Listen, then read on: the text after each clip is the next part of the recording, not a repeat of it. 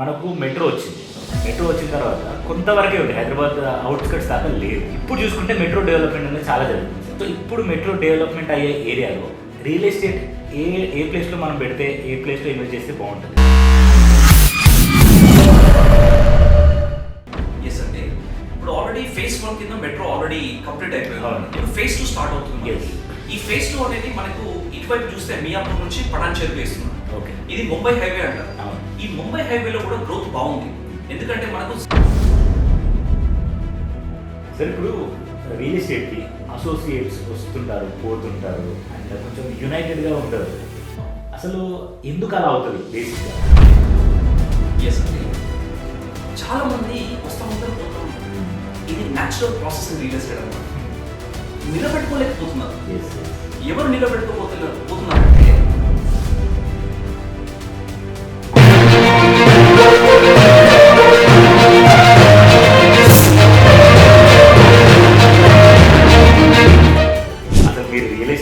అసలు correct person ఎలా ఉంటారు అంటే మీరు ఎట్లా అంటే ఆ మోటివేషన్ అనేది పర్ఫెక్ట్ ఉంది సార్.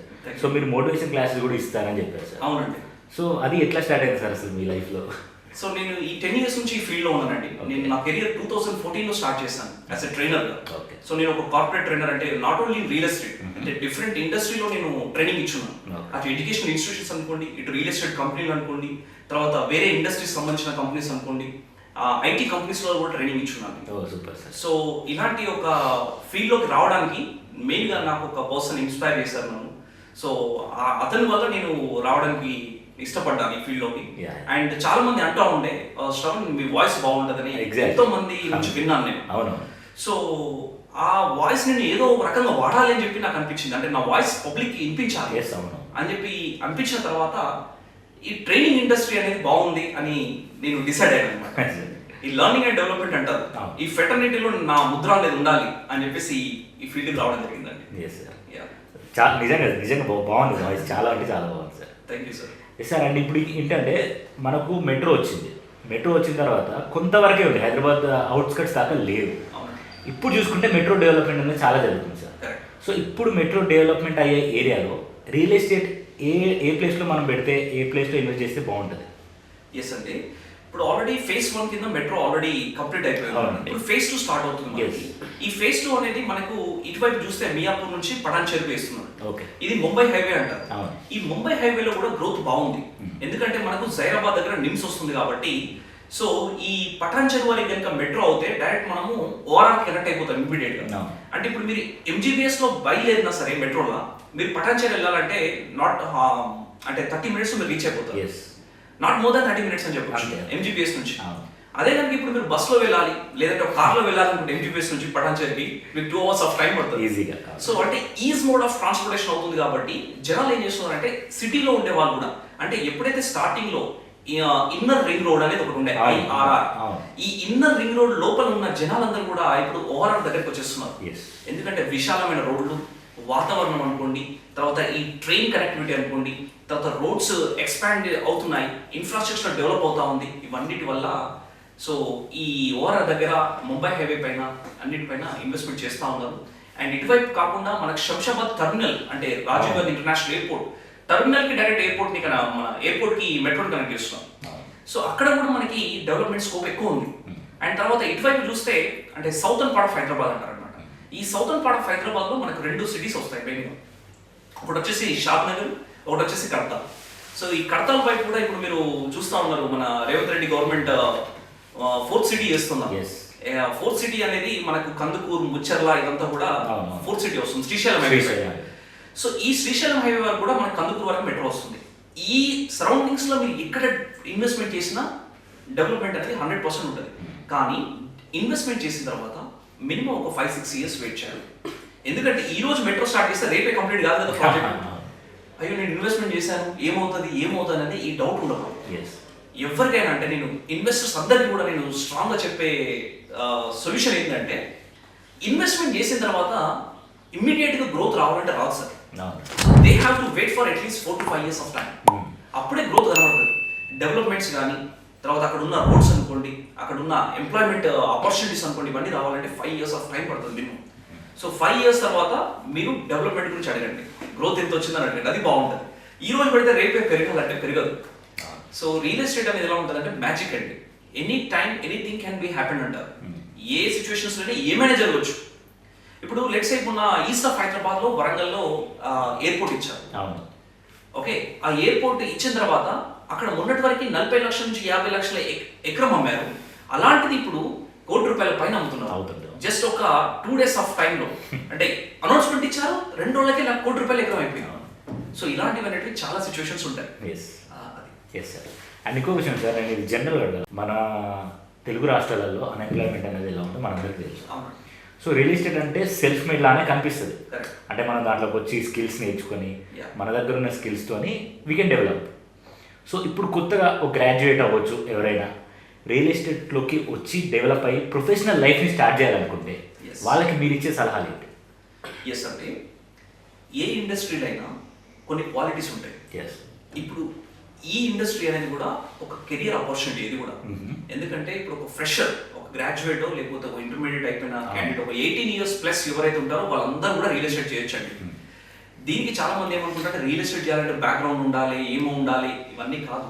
కానీ ఎవరైనా రియల్ ఎస్టేట్ చేయొచ్చు, కాకపోతే కొన్ని క్వాలిటీస్ మెయింటైన్ చేయాలి. ఆ క్వాలిటీస్ ఏంటంటే ఫస్ట్ గ్రూమింగ్ అనేది అద్భుతంగా ఉండాలి. సినీ ఇండస్ట్రీలో మీరు ఎదగాలంటే ఏం చూస్తారంటే అందం చూస్తారు. మనిషి అందం, గ్రూమింగ్ అనేది ఖతర్నాక్ ఉండాలి. అరే ఏంది ఈయన ఎట్లున్నాడు అన్నట్టు ఉండదు, మస్తున్నాడు రా భయ్ అన్నట్టు ఉండాలి. రియల్ ఎస్టేట్ లో కూడా ఎదగాలంటే గ్రూమింగ్ ఈస్ అల్టిమేట్ అనమాట. ఎట్లుండాలంటే కార్పొరేట్ గ్రూమింగ్ లా ఉండాలి. ఆయనతో మాట్లాడితే ఎంతసేపు నాకు మంచిగా అనిపించింది, ప్లెజెంట్ ఉన్నది, ఆయన డ్రెస్సింగ్ కానీ ఆయన మాట్లాడే పద్ధతి కానీ చాలా అద్భుతంగా ఉంది అనే ఒక ముద్ర అనేది వేయాలి.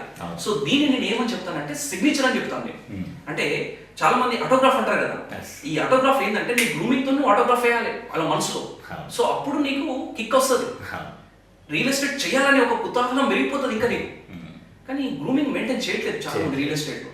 ఏదో జస్ట్ నార్మల్ గా వెళ్తున్నారు ఇన్వెస్టర్ దగ్గరికి, మాట్లాడుతున్నారు ప్లాట్ ఫ్లాట్ డెవలప్మెంట్ అని మాట్లాడుతున్నారు. ఇది కాదు.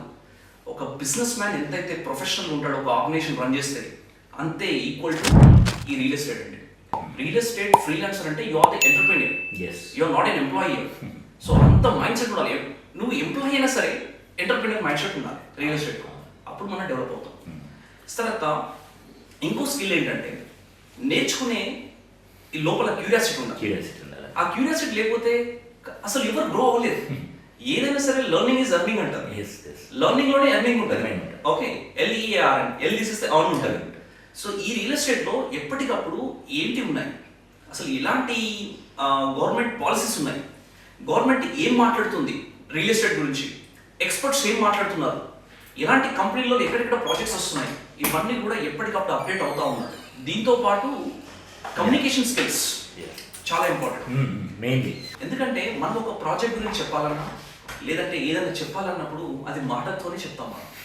ఆ మాటనే కరెక్ట్గా లేనప్పుడు ఏం చేయలేము. ఈ రియల్ ఎస్టేట్లో మనం ఎదగలేము. సో మాట అనేది ఎంత బాగుండాలంటే తీపిగా ఉండాలి, చాలా చక్కగా తీయగా ఉండాలి. నొప్పించొద్దు మాటతో, మనం నొప్పించొద్దు. ఈ మాటతోనే మనం మెప్పించాలి, ఒప్పించాలి. అప్పుడే మన దగ్గర ఇన్వెస్ట్మెంట్ చేస్తారు. కొంతమంది ఏం చేస్తారంటే సార్ మాటలతో ఇబ్బంది పెడతా ఉంటారు. అందుకే అంటారు కత్తి గాయం కంటే మాట గాయం గొప్పది అంటారు. ఓకే, అంటే మాటతో గాయం అయితే అది మానదు.